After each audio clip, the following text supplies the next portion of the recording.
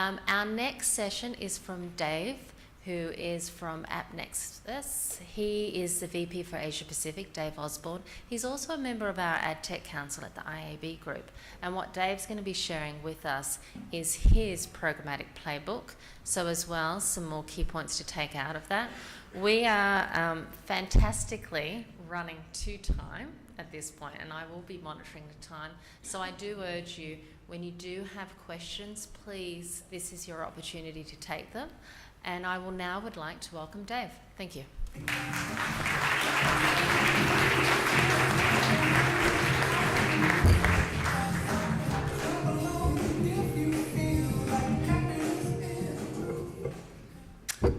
Good morning, everyone. Can I get the first slide, or maybe I'll just take control in real time? Maybe? Not so much. I heard a rumor that that song played on a loop for like a day or day and days on end in Australia when it first launched. And when I got to Australia, it was still playing. When the Ashton media folks, and Mark specifically, asked me about a month ago to talk about what I was going to say today, the first thing that came to mind was a programmatic playbook. This idea that we could list 5 things for agencies and publishers and marketers that each company need to do to win.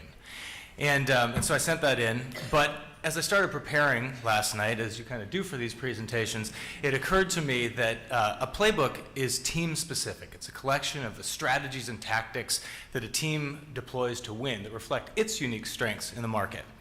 And with that in mind, it occurred to me that I know a lot of you, but I don't know all of you, and it would be a bit presumptuous and probably a lot unhelpful for me to try to tell you the 5 things across sectors that each of you need to do to win. And so I'm actually not going to give a programmatic playbook this morning. Instead, what I'm going to try to do is try to simplify programmatic by offering a new framework by which to think about this. We've heard about simple and complexity a couple times already today. I'm going to tell you how big we think this opportunity is, and I think it's even bigger than some of the numbers we've seen earlier today, because I don't think we're all looking at it in exactly the right way. And most importantly, I want to talk about the 3 things that I do think every company can do in order to win in general in business, but specifically in programmatic. Hence the new title, which is Doing What Matters. Before I jump in, I want to give you a little bit of information on who I am. So I came to AppNexus in 2011 to build a strategic accounts function for the company. I opened our office in Seattle, where I'm from. I sound Australian, but I'm not. And I built a strategic accounts function around Microsoft, and then spent the next several years traveling around the world and building organizations around other companies that have invested in AppNexus's advertising technology. So the benefit of seeing a lot of different companies. In 2013, AppNexus started exploring the Australian opportunity, and I was asked to lead that charge because I spoke Australian. I remember coming down the second time in 2013 and flying back and talking to my wife. And I suggested to her that maybe what we should do is uproot our family of 3 kids and move 9,000 miles away from Seattle, which we called home, to Australia. 9,000 miles, when you do the conversion, is 1 million kilometers. And she kind of laughed at me the first time, but then she actually warmed to the idea. And so in January of last year, we landed here. We couldn't be happier. This is my son Connor, who's gone from pitching in baseball to bowling and cricket. I think it's pretty good form. My daughter Kaya, who's 6, now thinks it's normal to have a python around her neck at the local hardware store at Bunnings. And Gracie has basically gone full Aussie, and she refuses to wear shoes and is developing a cute accent. So those are mine, and we couldn't be happier. We don't have a return ticket. This is an amazing place. Enough about me. This is a terrifying graphic, I admit, but for the next couple minutes, I'm going to bend a sports analogy because it helps make a point. In the U.S., when I came to Australia, I learned that they call football gridiron. And like football in the U.S., programmatic in the U.S. is big, it's brash, there's a lot of bling. It's the largest ad market in the world, and it's got a ton of networks and intermediaries that are present, which means there's a lot of padding in programmatic. The U.S. ad market is a place where the ad break is as important as the game itself. And it's a market that has a unique set of rules and a tendency to assume that every other market plays by that same set of rules. I also knew when I got to Australia that most Europeans and some of my hipster friends in Seattle called soccer football. And there's three big ad markets in Europe: UK, Germany, and France.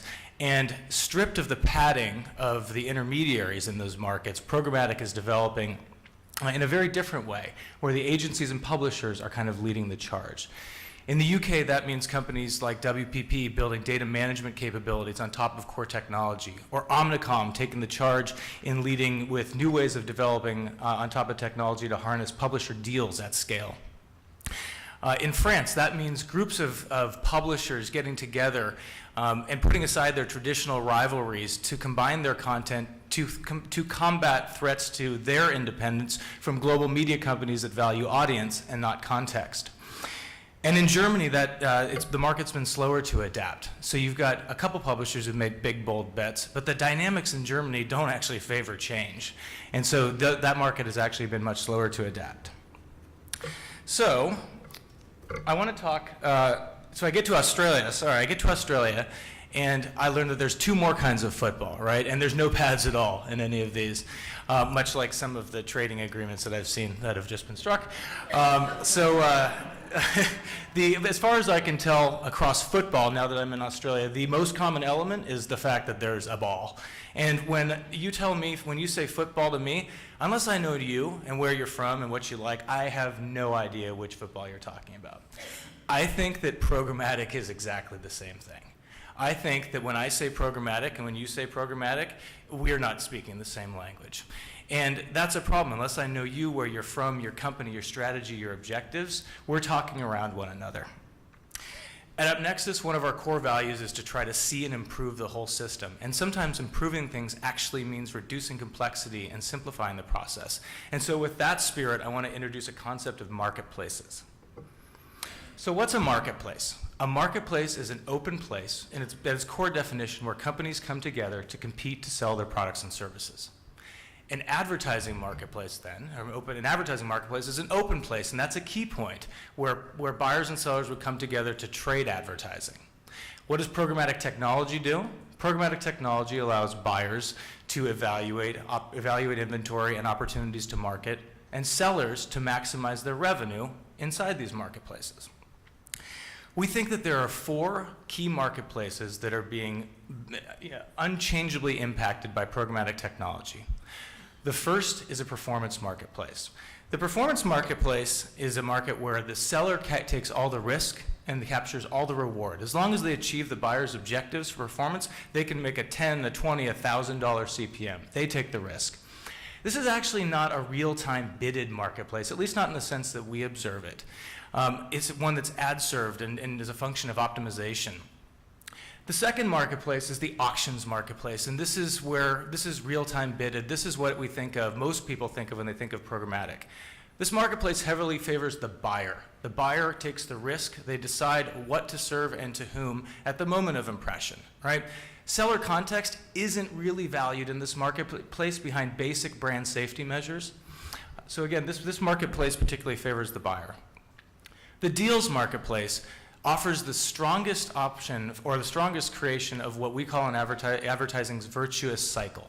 That is where a better consumer experience with advertising generates more positive ROI for advertisers, which puts more money in sellers' pockets, premium sellers' pockets, which goes to fund the creation of quality content, and that in turn generates a more positive experience for consumers. The deals marketplace involves sellers trading transparency and data. Buyers trade rate for the opportunity to bring their own first-party data to that opportunity to serve that impression. We think this is a very, very big market.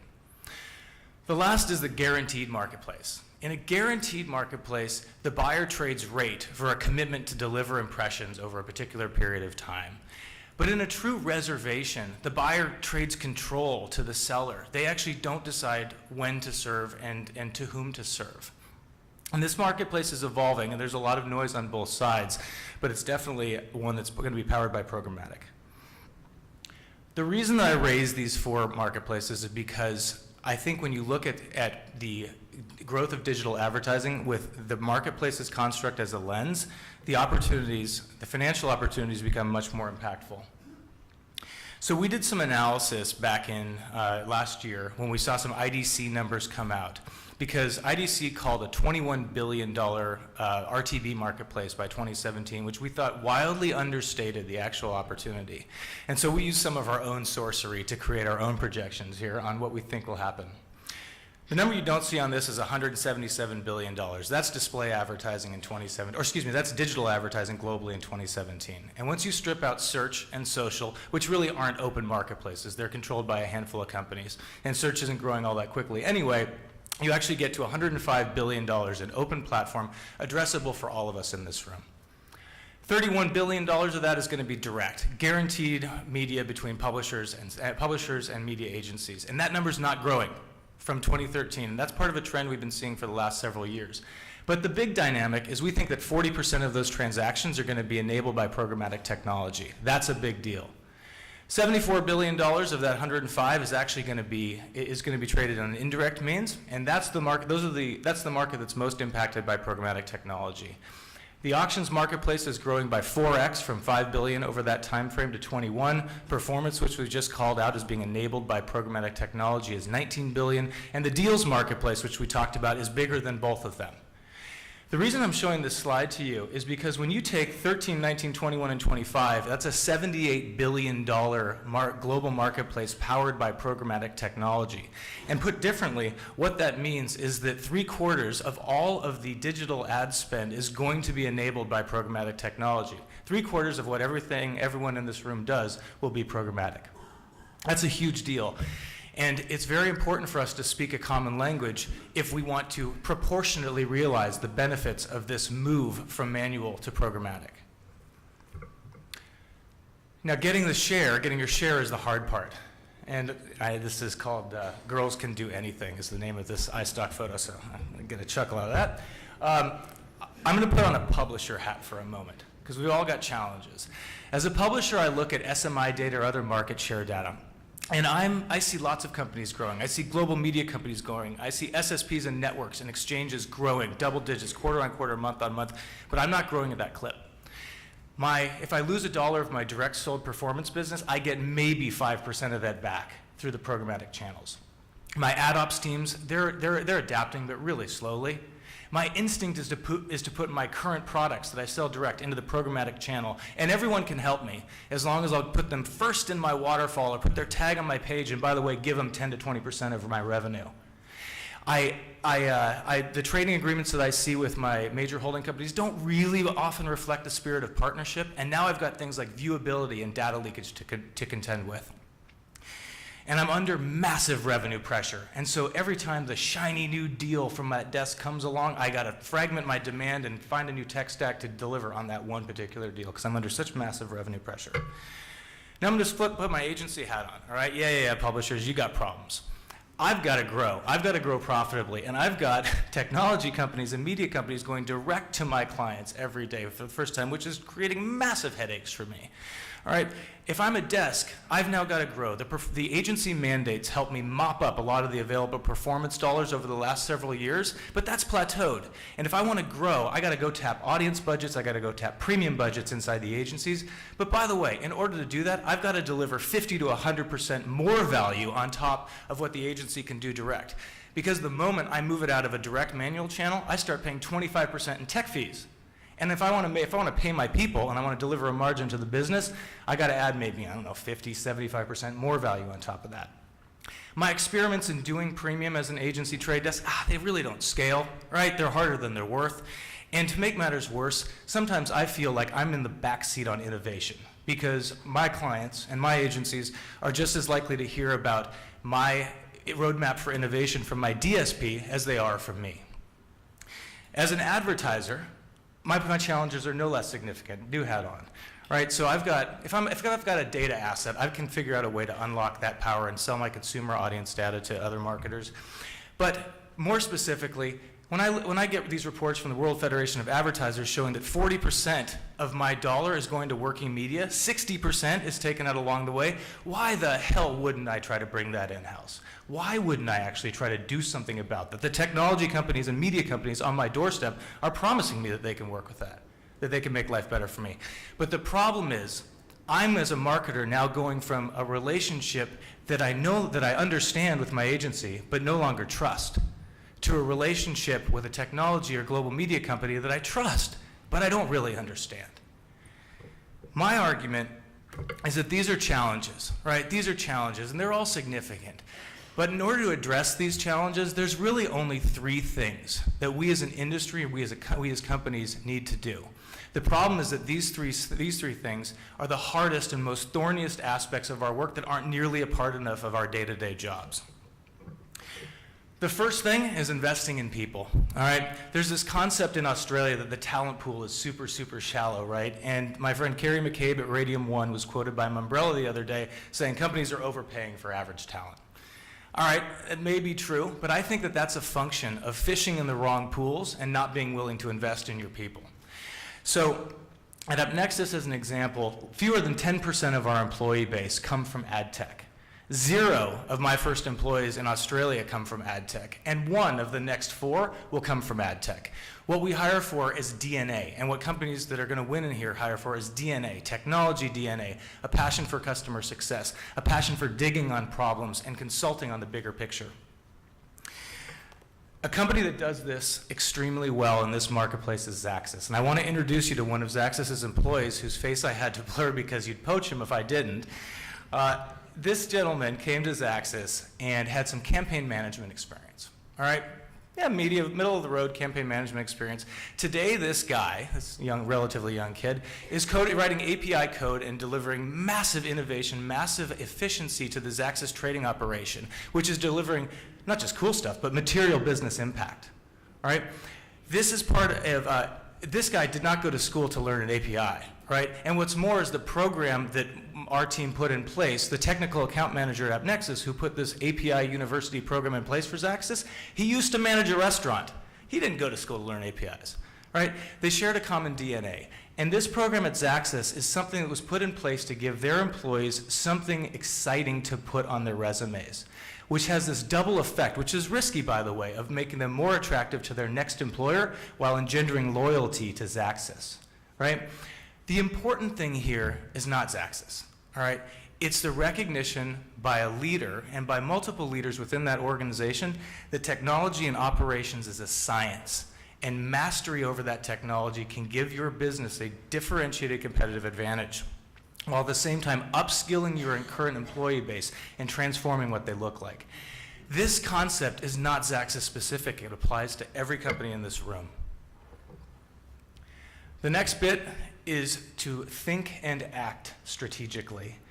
I see this very much increasingly at leadership levels in multiple companies in Australia, and it couldn't be more exciting. Thinking strategically and acting strategically gives you control over your business outcomes and how you grow. And it doesn't mean going slow. A lot of times it means breaking the mold and doing what is unexpected. A couple good examples of that for you. One is car sales and their partner Audience 360. Car sales has some of the most powerful intent data in all of Australia. They sell out most of their inventory every month, and for years buyers have been banging on their door saying, give me your data so I can decouple it from your audience and buy it elsewhere. I'll give you a big check. Car sales says, no way, puts our business at risk unless we can find a way to do this securely.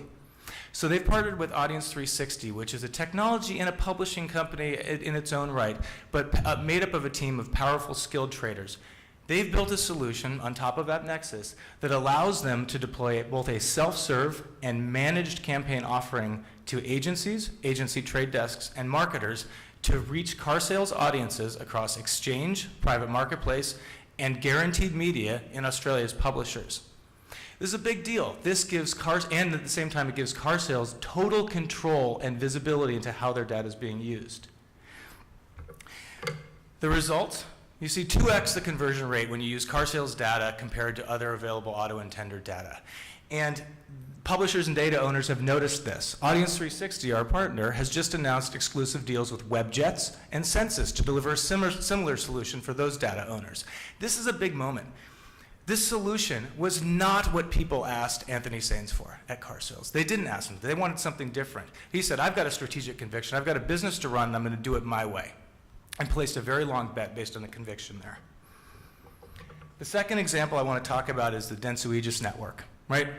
Density Aegis Network has an objective shared by most agencies of increasing and generating better client results through programmatic, while at the same time increasing stickiness, client stickiness for the group.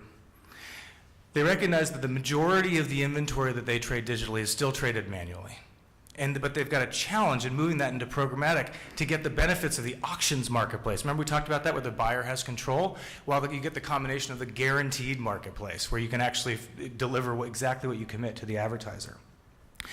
Dentsu Aegis is building an agency marketplace. It is going to be powered by AppNexus, and the important thing is it's going to centralize decisioning across the group within the hands of the leaders at Amnet for spots and dots across the Dentsu Aegis clients. And they're going to be able to use their data and insights to serve inventory across these publishers. The results from this are going to be, firstly, that they cordon inventory off from global media companies and competitive agencies and DSPs. That is a very important point around stickiness. Number two is that they're going to stop paying a ton of intermediaries and tech fees, right? It's hard to move out of a programmatic channel into guaranteed and justify giving 10 to 20% to companies like DSPs and AppNexus and SSPs, right? It's very hard to do.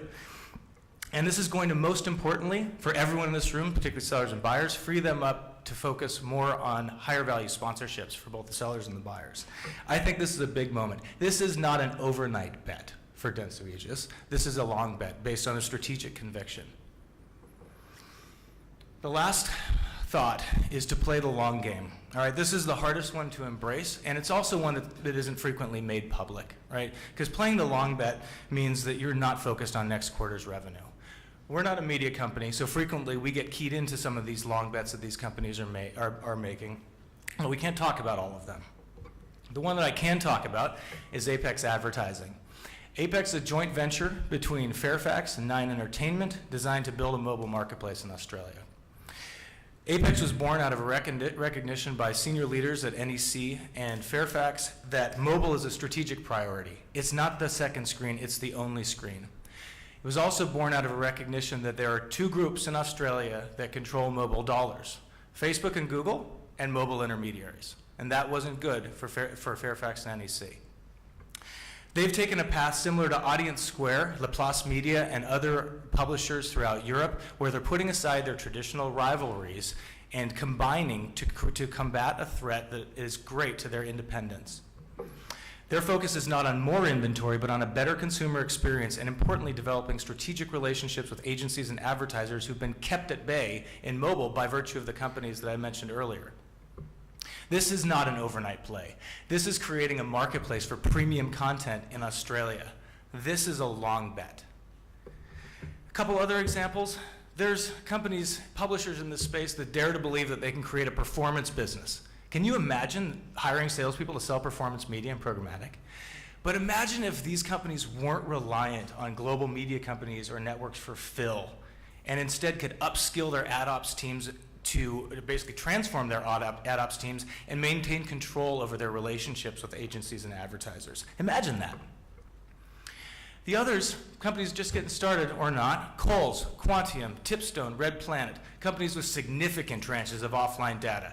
They're going to have to fight very hard for consumer attention because they don't have the heft of the holdcos, and they don't have the heft of the media, of the partnerships with publishers. But these can be disruptive forces in the marketplace, and I have no idea how it's going to play out, but it is. None of these things, none of these bets are possible without people, strategic conviction, and patience. So there you have it. If I want to leave you with three things today, they're these. Number one is to make an effort, and we've talked about it twice already today with Alice and Mayur, make an effort to simplify programmatic. The spoils of complexity and the spoils of that $78 billion opportunity are not going to go to agencies and publishers. They're going to go disproportionately to global media companies with technology on-ramps. Make time to make time. Doing what matters. Time is your biggest enemy in doing what matters, in focusing on your people, your strategy, and playing the long game. And ask the hard questions of your team, yourself, and your vendors. Are you as an employee genuinely becoming a better operator? Are you more valuable to your next employer, but are you really loyal to your current one? If not, something's wrong. How are you going to grow in this market? not how news is going to compete with Fairfax or how MI9 is going to compete with Yahoo, but how all of you are going to compete with companies unrelated to you traditionally who are growing double digits quarter on quarter and year on year. What are you going to do? And play the long game. Are your leaders giving you the freedom to innovate? Are your leaders giving you the freedom to take big swings in this market? They can genuinely differentiate the business in the long term. Thanks to Ashton Media, to the IAB, to Alice for getting us started off right in my ear for a great session. Hope everyone enjoys the rest of the day. Thank you for your time.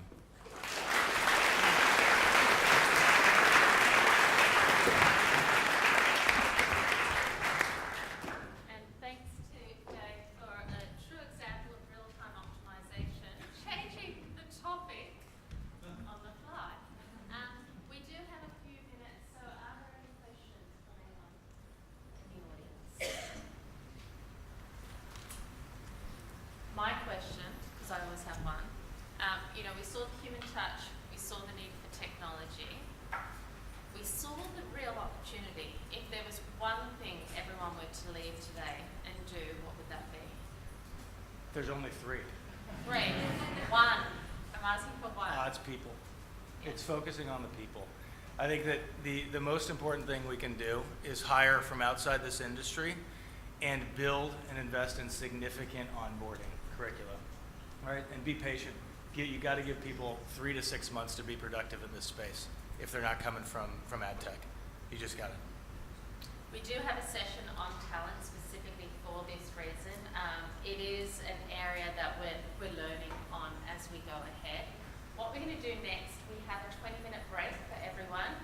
We will break into 2 different fields. There is the main room here, and then there's the doors room. The doors room sessions will be moderated by one of the IAB board who's with us today. Thank you so much to Jonas Yanimaki. And that is just down there. So please take a break. Take an opportunity to ask questions if you do have any of our speakers. I think it's been a really good start to the morning. Hopefully not too overwhelming. Hopefully breaking down those pieces to you. And again, I'd like to also just thank our sponsors that are here. Ideally, they're not just names by the end of today.